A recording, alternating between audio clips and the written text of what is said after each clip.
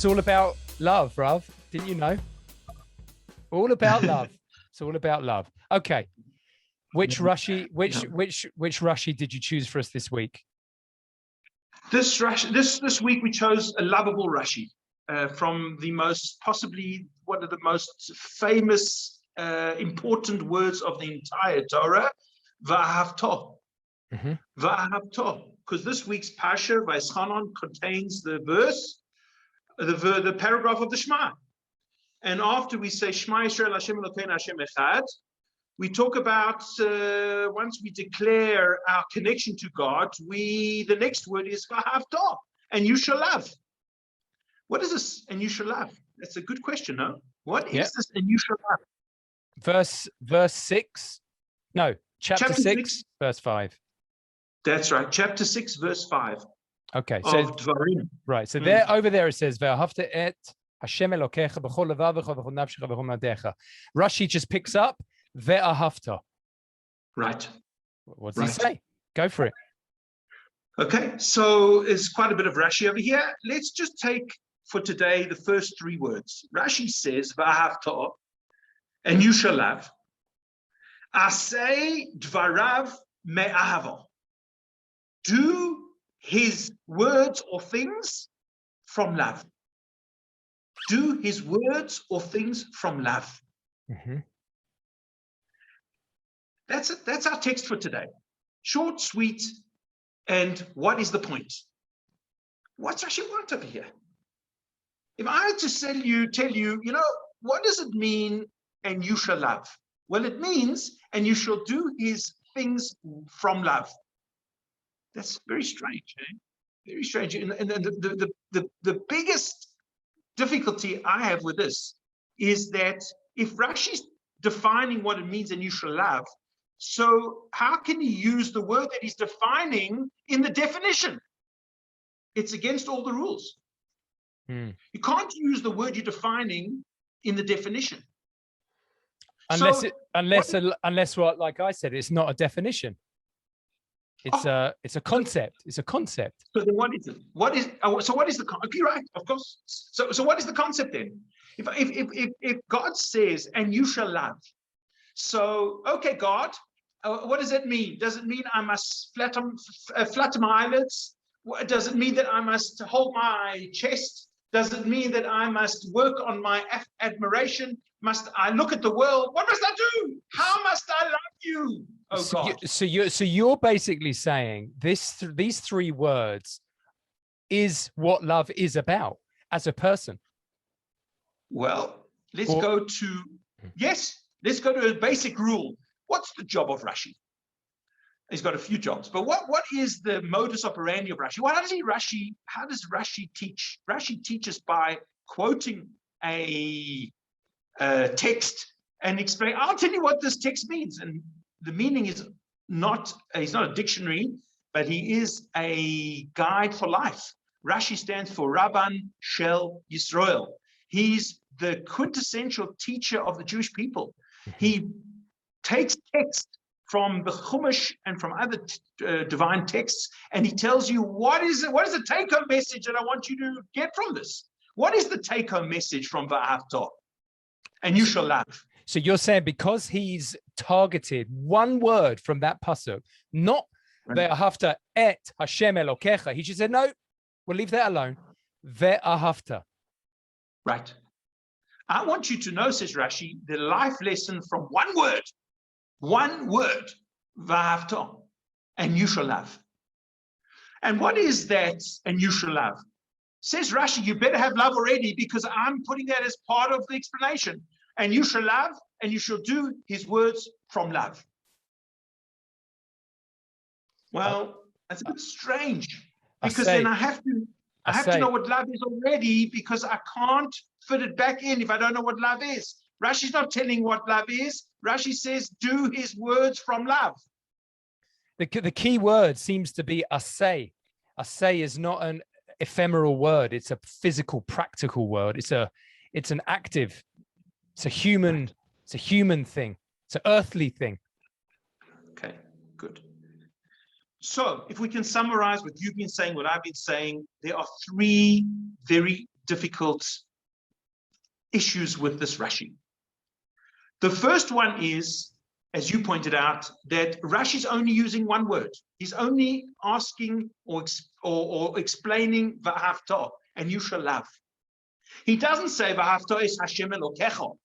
He's not talking about the love for the Creator. That's something else. If he wanted to talk about the love for the Creator, he should have said v'ahavta es Hashem 𝗍𝗲𝗓, and you shall love God. How do you love God? Do His words, do His bidding, do His command from love. That's the first question. Why does he only talk about love? Second question. When Rashi does explain, he brings back dvarav. You must do his things. So then he is speaking about God. And thirdly, he brings in me'ava, love, into the definition. But he's defining love. How can you define love by saying do his things from love? I don't know what love is yet. Those are the three subtle but powerful questions that I think we need to contemplate, and we need to solve in understanding the life lesson of this Rashi. So you're saying it is Hashem, do His will, His commands, but it also refers to when you're doing stuff for other people, do it me'ahava. That's what it means, ve'ahavta. Right. Okay. So you're saying good. Let's rephrase that if you don't mind. So on one sense, he's not talking about God because he left it out of the heading. In another sense, he is talking about God because he says do his dvarov, do his things. On the one hand, it's a definition of loving because that's what Rashi's trying to teach us what and you shall love means. On the other hand, it's not a definition because he includes it in his explanation, do his bidding from love. And so I think, and we spoke it out, the depth of this Rashi is that yes, it talks about God and doesn't talk about God. And yes, it's a definition and it's not a definition. What really Rashi's trying to teach us, or not trying, what Rashi's intention is to explain what love is when it's a divine command. What is the divine command for love? Rashi doesn't have to tell us what love is. Love is, we all know what love is. Love is a feeling of connection, a feeling of affection, a feeling of closeness and of affinity. Of giving as well. And giving, of generosity, of beneficence, of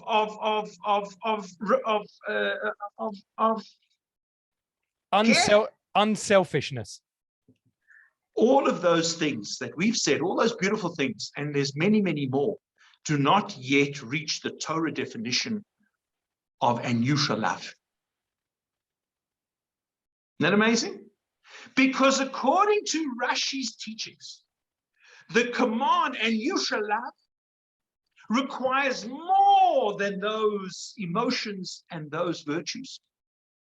Even more than giving, even more than caring for, even more than having affection and connection. All of those are not enough. You know what it is?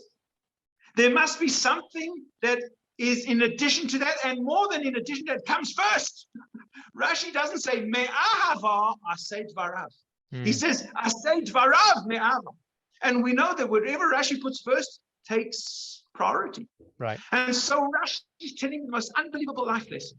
And that is that, of course, you need to have those feelings and those virtues. But if they don't translate into doing, if they don't translate into action, and those actions have to be the bidding of someone else, God included, but not only God, it's not exclusionary, it's inclusive. Do his bidding, not only God. Rashi doesn't quote God, doesn't bring God in the heading because it's not limited to God, and therefore he says, and do his bidding. Who's his? With a capital H or with a small h. When you do what somebody else wants, not what you want, but what somebody else wants, with those feelings of affection and of care and of love and virtue. Right. It seems obvious this idea, but it isn't obvious, because I think a lot of people are afraid to express their love. They may feel it, but you see, look around the world, you see a lot of people are very like, they love you, but they don't bring it out. And I think what's key here, it's so subtle, is that the Torah definition of love says you have to, if it's real love, you have to bring it out. It can't stay trapped, and it can't stay just focused on him. It's saying many things. You have to bring it to the earth. You have to bring it to people. And then that's what he wants. So there are three components, 3 words in Rashi, 3 life-changing components. And this is at the heart of the Torah. Know that there's God, and love. And you shall love. You shall love has 3 rules. 1 must translate into action. Asay. Asay is the command form to do. A person who loves, according to divine imperative, must do. Do. Secondly, it's not your wants, your matters, your things, your agendas. It's his agendas. And his is not his or hers. Yeah, correct. His or hers. As we know, Hebrew, when it could be male or female, it uses the male, but it's not exclusionary, doesn't exclude the female. Do others' bidding. That's the second component of true love. And the third one is, and have your own heart. Put heart into it, put care into it, put love into it, put affection into it, put connection into it. Everything that what the poets spoke about love, that's also necessary.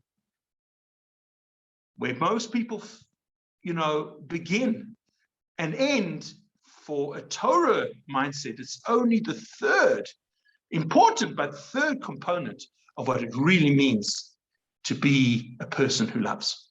I think it's important that you end off with what you mentioned about Avram and the 3 messengers that came, because that paradigm are these 3 words.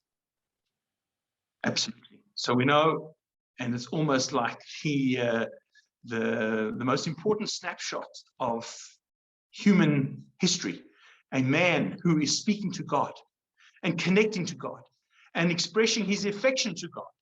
And he sees 3 strangers come in from afar, and he puts God on hold, and he takes care of these 3 human beings. And that is the paradigm of ภิ𝗲𝗲𝗱 me'ava. He was a doer. The sages learn about Avraham Avinu, ภิ emor ma'at v'aseh harbe. Say little and do a lot. That's a person who's got love in the right perspective. He was a doer, and he did it other people's needs. He did it what not he needed, and it was God's needs and their other needs. He was doing the needs of others. He didn't need to do that. He was actually 3 days after a surgical procedure. Yeah, he didn't need it. And the last one is, and he did it quickly with haste and with love and with passion and with compassion, because there needs to be love there, the normal human dimension of love that we all know. All 3 were there, and that is the birth of the true relationship we have with God. It's doing other people's bidding with that deep care and affection and connection of love. Beautiful. Good Shabbos. 𝗪𝗏𝗏𝗏. We'll see you on the other side. Lots of love. Shabbat shalom. Love you, Dave. Shabbat shalom.